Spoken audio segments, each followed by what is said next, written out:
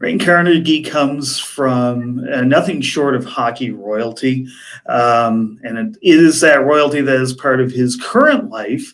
But right now, we are going to go back to his former life and what brought him to the QMJHL. So first of all, Rane, thank you for taking the time this afternoon to discuss what's going to be a number of subjects. Thank you very much, Will, for having me. I'm excited to be here. So you had 3 full years in the OHL before you made an appearance in the QMJHL with the Halifax Mooseheads. And it's not an unusual path. We've seen that many times before, but yours, tell us, is a little bit different, just like everybody's is. Tell us how a goal celebration and some family connections to Halifax brought you to the Q. Whoa. So obviously I was drafted in the first round of the Ontario Hockey League. I had 2.5 years in Belleville, half a year in Plymouth, playing against the London Knights. Dislocated my shoulder after I scored a goal. Got sent home shortly thereafter, and during which time my sister, who's an RCMP police officer, and I we've always been close, but she made the offer for me to come out and stay with her when I got sent home from Plymouth. I was living on couches of friends. My mom was living in the basement with my grandparents. They're getting a little bit older in age, so I was bouncing around from friend's house to grandparents and all over the place. And my sister's like, why don't you come out and stay with me and my husband? My sister's RCMP, and so is her husband, out in Windsor Detachment, I believe. And my girlfriend at the time from Toronto was actually going to school in Halifax at St. Mary's. So I was like, well, you know, I'd be killing 2 birds with 1 stone. I'd have stability with my sister and her family. My girlfriend's already there, who I missed. And that's what brought me over to Halifax. Little did I know, I had no idea about the Quebec Junior Hockey League, to be honest with you, other than it was one of the 3 leagues that comprised the Canadian Hockey League. But when you're in those silos, it's the OHL, the WHL, and the Quebec Junior Hockey League, and that's really all we know, at least for me anyway. So when I went to Halifax, I had no idea what their roster was, who was on their team, but doing my research, one name that popped out was a gentleman by the name of Jimmy Sherrow. Shout out Jimmy Sherrow, childhood friend. Grew up playing summer and spring hockey with him. So I reached out to him to see if there was any ice time, if he was even in town. I know he's from Boston. Luckily, he was in town, got me out, I think, to the Halifax Forum, if my memory serves me correctly, where I met Stephen Dixon and a lot of the other local kids that were skating in Nova Scotia and Halifax. And from there, led me to a conversation with Marcel Patino, who was the GM of the Halifax Mooseheads at the time, and him and Sean McKenzie came out to one of the skates to see me as like an impromptu tryout. And fast forward, I missed all of training camp, working on my release from the Ontario Hockey League, all of the exhibition schedule, and the first 2 regular season games of the season before I finally got my release, thanks to David Branch, who was the commissioner of the CHL at the time, and for Kingston for putting me on waivers, and for all the other teams that didn't claim me and gave me the opportunity to come to Halifax and play for the Mooseheads. Now, tell us a little bit, in more or less 2 seasons in Halifax. Obviously, you leave the Quebec League as the captain of the Mooseheads as well. It's a very definitive impression that you made on the team in a very short period of time. But what kind of impression did the team and the league leave on you?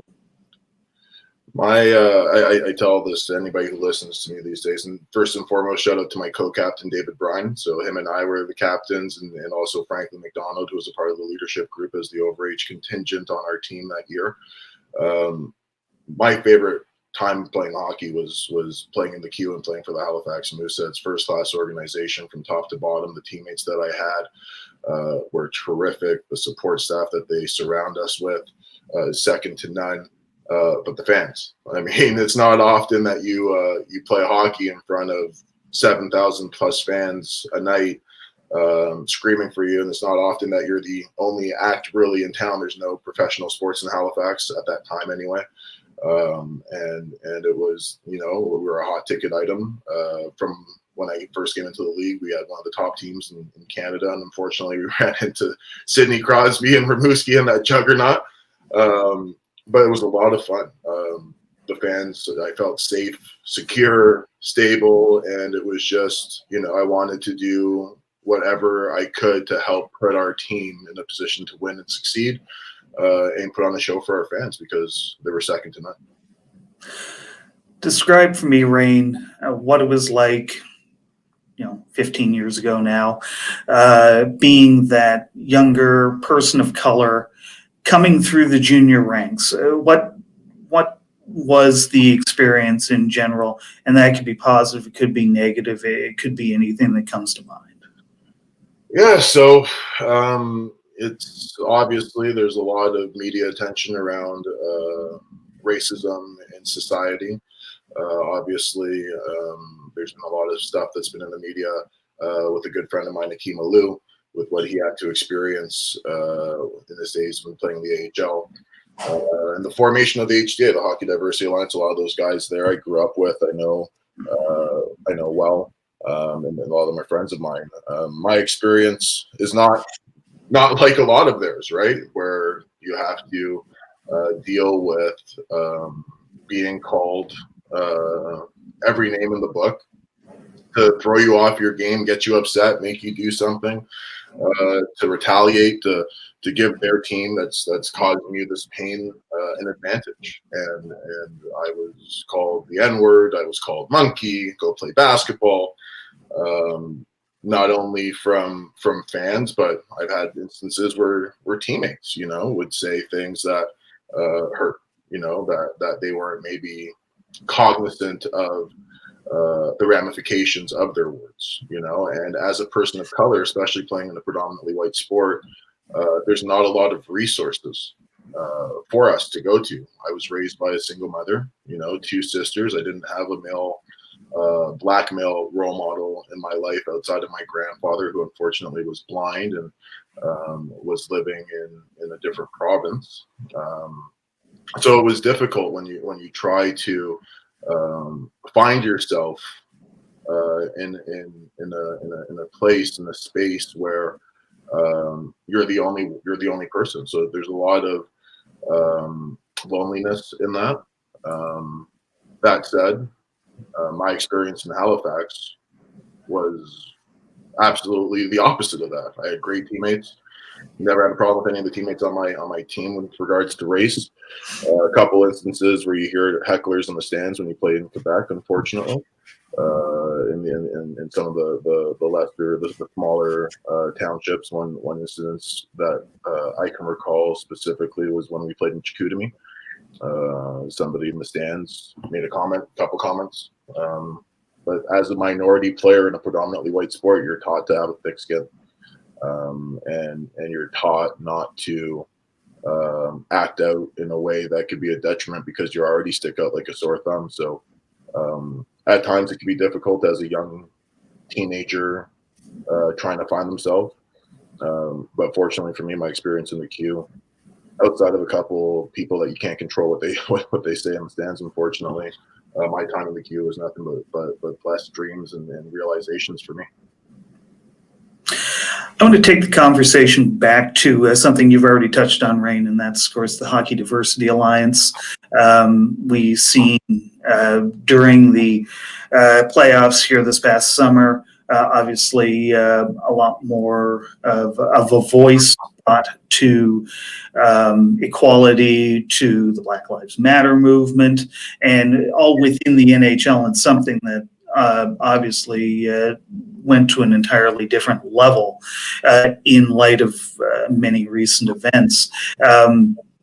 Thinking back to your time all throughout junior and even the pro ranks up to now, could you, even just a few years ago, have pictured the outpouring of support that we saw, not only amongst people of color who are within the game, but people from all races?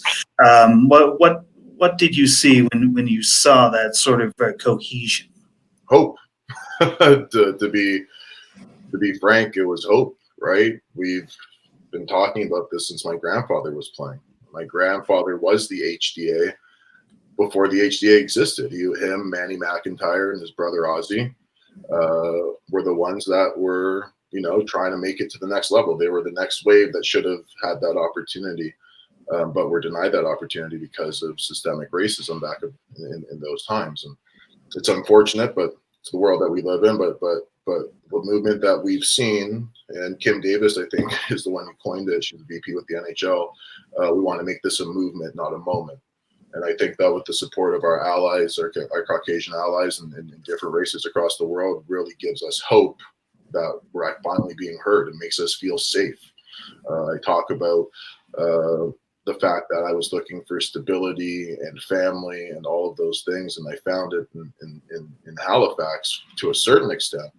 But when you see now the galvanizing support that we have from everybody, there's a lot of work that needs to be done, for sure.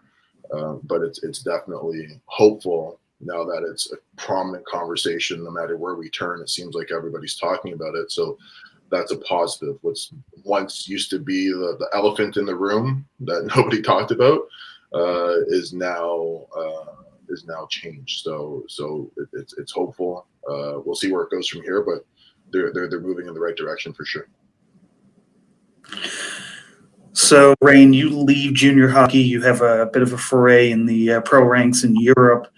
After retirement, you find yourself in the business world. You also find yourself throughout the course of this journey with struggles of your own personally. Just walk us through the life of Rane Carnegie personally throughout those years, and also tell us a little bit about OWN Aces Sports as well, near the next chapter in your life. Yeah, so so when I was done playing hockey, actually, when I first went to professional hockey, I was exposed regularly to different drugs, pain medicine, party drugs, what have you, and I got lost in experimenting while I was playing pro hockey, and then later on in my financial career, when I was done, when I retired, with cocaine. And it was something that consumed my life. Lost friendships, family members, lost my house, lost my car, lost my wife, got my wife back, got my kids back.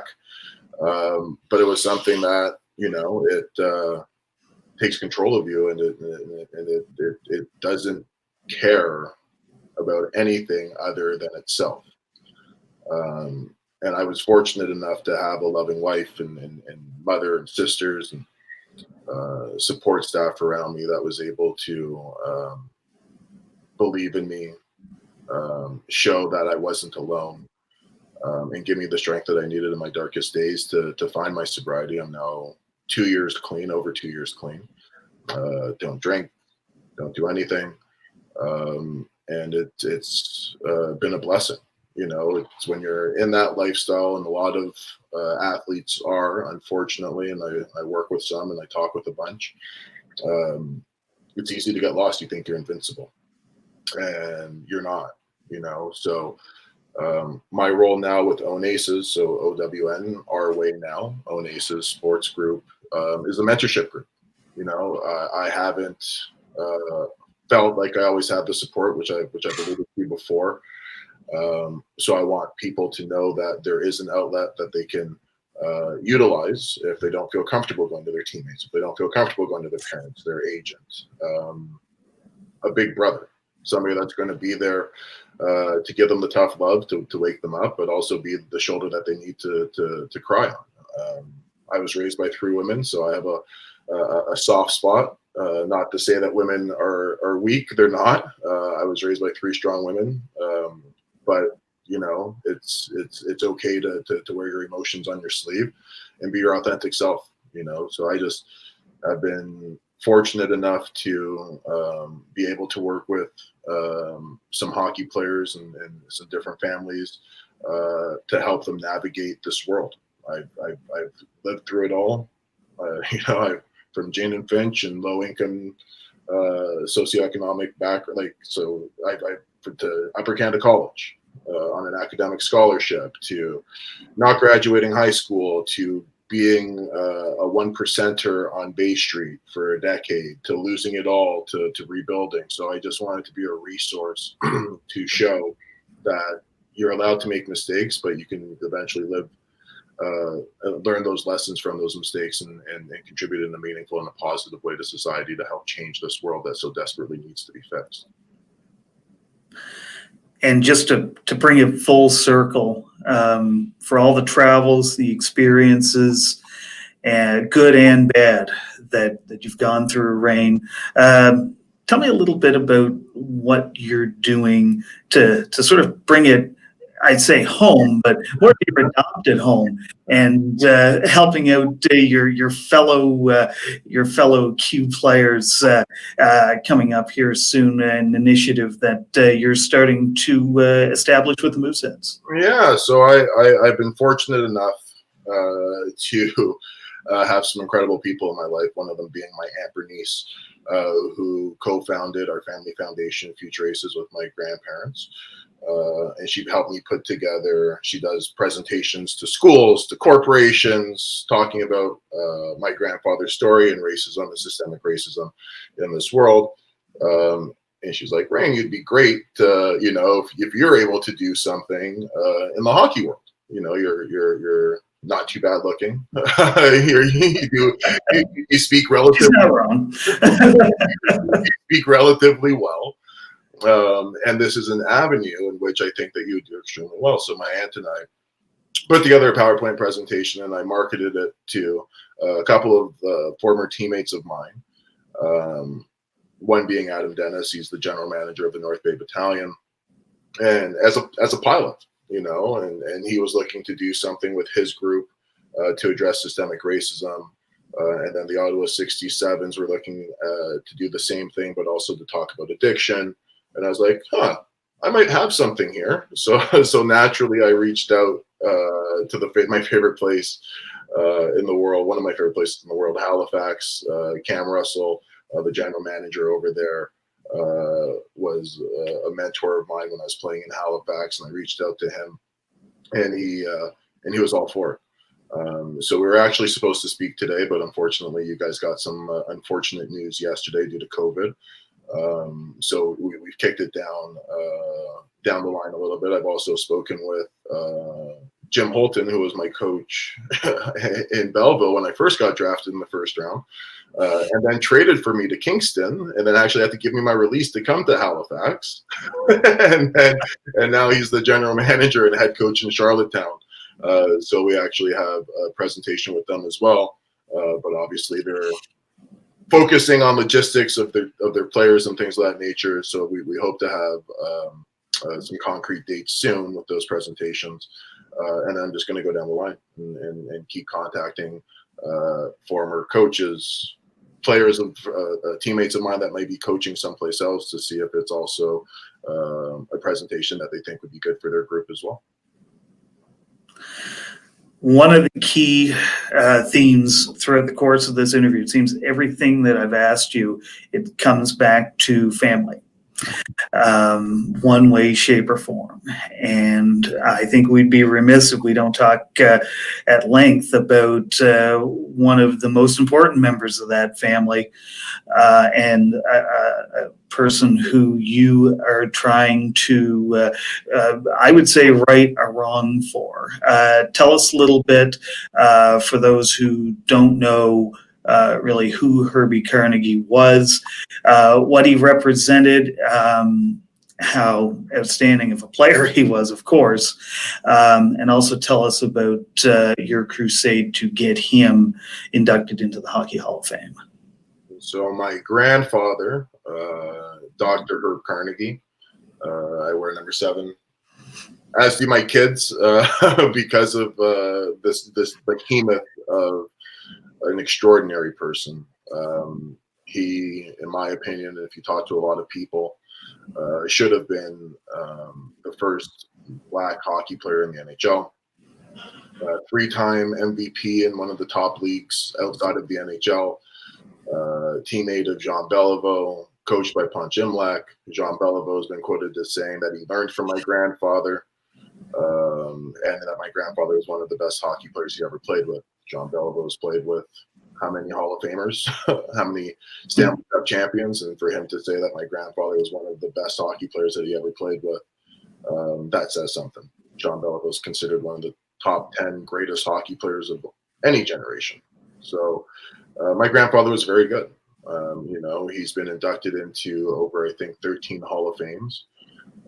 He has the Order of Canada, the Order of Ontario, the Queen Jubilee. He's an honorary police chief. He has an arena named after him in Toronto. He has a school named after him in Toronto. He's in the Canadian Museum of History. He's everywhere except for the Hockey Hall of Fame. And after George Floyd was murdered in front of all of our eyes, was receiving a lot of phone calls and text messages and emails from friends and family that were Caucasian that wanted to reach out to offer their help and support with anything. And one of the things that they kept on saying was, how can they do more? If they haven't shown that they were anti-racist before, what could they do? Instead of just being a non-racist, what could they do? They really wanted to get boots on the ground and make a difference. And I didn't have an answer for them. I was just like, I've been talking about this. I've been talking about this for so long, but I don't have anything to give people that don't look like me an avenue to show that they want to do more and be a part of this movement and not maybe just a moment. And then I started to think about my grandfather and all the things that he went through. And I was just like, I was thinking about the creed that he wrote. And I was just like, and one thing that was really starting to weigh on me around the time of the George Floyd, the NHL was talking about how they were going to be more equitable, more diverse, more opportunities, this, that, the other thing. And nobody was talking about my grandfather. And it was one of those things that was hard for me because I loved what the NHL had been doing and loved the NHL. But it was hard for me to, and the NHL is not the Hockey Hall of Fame, but the NHL systemically denied my grandfather the opportunity to make it to the NHL. It was hard for me to watch all of these cool promotions that they were doing, and nobody was talking about my grandfather. The only time they talked about my grandfather is during Black History Month, when they tell everybody in the world who watches those infomercials that he was the best hockey player not to play in the NHL. So I was like, okay, I'm going to create a petition. And I don't know if it's going to get just me and my close family, my mom, my sisters, my aunts, my uncle, or if it's going to get 100 people. I had no idea, or whether my family was even going to be behind it, because I was the one that was just thinking one day, and I didn't call anybody to ask their opinion. I was just like, you want to know what? This is an opportunity to talk about my grandfather's story, draw awareness to him and what he's been doing through our foundation, Future Aces, in trying to change this systemic problem that we've had for generations. And I was talking to Adam Dennis. I was like, I don't know if I'm going to get one signature or 500. And today we're at close to 6,600 signatures on the petition. And it's allowed me avenues in which to promote my grandfather in different partnerships. I actually there's a new nonprofit based out of Chicago and California called Hockey Fans for Change, who made it their priority as their inaugural mission to help get my grandfather into the Hockey Hall of Fame. And so they're trying to collect 500 testimonial letters on top of the 6,600 signatures that we have, and on top of a couple other partnerships that I'm trying to secure as well. So my grandfather deserves to be in the Hockey Hall of Fame. My grandfather was good enough to play with Jean Beliveau and teach Jean Beliveau how to be graceful, humble, and all the things that Jean Beliveau was. He was a true ambassador, and my grandfather learned a lot from him as well. And I just think that in order for us to move forward, I think that it would be a great gesture in the right direction to include my grandfather where he rightfully belongs. Everybody knows it. Most people think that he's already in there.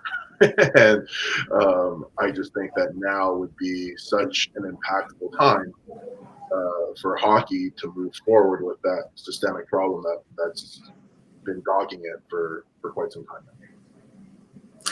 Do you think, Rane, that your grandfather, in a way, is almost a microcosm of the issues that we've seen throughout the game, throughout society, really, over the years?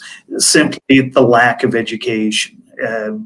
How much do you think, how much do you see the life and the trials of Herb Carnegie, of Dr. Herb Carnegie, intertwining with the life and trials of us as a people? I would like to think it's not. I would like to think that that's not a microcosm of today's society. Like for me, it's hard for me to accept that because I was raised in a way that we were all equal, and just because there's a bad apple over there doesn't mean that all the apples that look like that bad apple are going to taste terrible, right? So I think that more so than anything, I think that now it's just a matter of if the time is right. It's not about education. I mean, who needs to be educated on being a good person? You're either not a good person or you are. So, and for the longest time, I wasn't, which is why I created Own Aces, right? Another acronym that you can use our way now, but also own your what. I was a person that made every excuse in the book. I could have played in the NHL. Do I think that I was denied the opportunity to play in the NHL because of my skin color? No. I think I was denied the opportunity to play in the NHL because I didn't work hard in the off season. I did a lot of things that I'm not happy about, and I didn't have the work ethic and the discipline. Do I think that being black, I was treated differently playing hockey? Of course, but at the end of the day, if you're a good person, it doesn't matter if you're black, brown, yellow, pink, white, doesn't matter. Just be a good person. I keep telling my kids this to this day. 3 things are important. Be a good person, work hard, and have fun. I don't talk about color, race, religion, sexual orientation, none of that things, because those are all choices. And who are we to begrudge somebody for choices that they make? All we can do is try to set a positive example and just be the best version of yourself possible. Well, I think if there's one thing that we can definitively say, Rane, and not just for any one reason, from the journey, you coming back from many trials of your own and what you're trying to deliver to everybody around you today, especially in honor of your grandfather, and also trying to help out those in the future. Your kids are getting a very good lesson in what it takes to be that good person. So with that, Rane, thank you so much for taking the time, and best of luck on what's really a number. Did you freeze? Hopefully we see all the best of what you can give coming to the surface in the years ahead. I appreciate that. Thank you guys for giving me this platform to promote my grandfather's petition and this opportunity to share my story. It's my fondest hockey playing days are from the Quebec Junior Hockey League and the Halifax Mooseheads, who I owe a lot to. So thank you very much, Will, and your team for giving me this opportunity. Sign, share, support the petition. One thing that I would like to say is, wouldn't it be cool? The NHL is not inducting anybody into the Hockey Hall of Fame because of COVID this year. So there's no class next year. But wouldn't it be pretty cool if they made one exception and just had my grandfather? So that's what I'm hoping for ultimately, is that they reverse course and say, with everything that's going on in this world, we need a small victory as a society and as a humanity. And we're going to make an exception to this person who should have been one of the first black players, or the first black player in the NHL, maybe would have won a bunch of Stanley Cups, maybe would have challenged for some scoring championships and all that, because Jean Beliveau said he's one of the best players he ever played with. So that means my grandfather's a top 20 hockey player that ever lived, potentially. Who knows? But the fact that he's not there is a tragedy, travesty, and it needs to be rectified immediately. And I don't think that we should have to wait to 2022 for my grandfather to be inducted when he should have been inducted back in the 70s. I think it would be a message that would reverberate on a lot of fronts. You're not only righting a wrong, but you're bringing it to a spotlight that it truly deserves. So thanks once again for this, Rane, and all the best. Thank you very much, guys.